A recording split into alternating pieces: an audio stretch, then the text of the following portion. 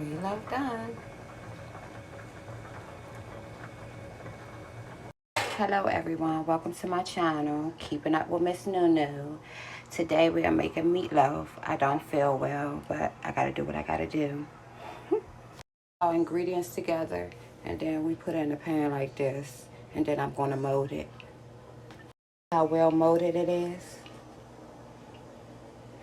So I'm gonna let it sit in the fridge until I'm ready to cook. And I have to make the topping for it as well. So now we're gonna make the topping for the meatloaf. I use barbecue and ketchup and brown sugar. Just like that, and then we're gonna well combine it. Okay? It looks like this. Then you rub it on just like this.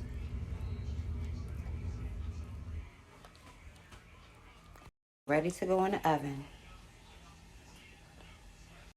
Now on to the potatoes. I cut these red potatoes up, soak them in some vinegar and cold water, and place them in the refrigerator. And now we about to wash them again and start cooking. We on to the potatoes. These red potatoes up, soak them in some cold water and vinegar to remove the excessive starch, and also it makes them softer, and if you roast them or bake them, it make it crispier. The best potatoes ever. Thank me later.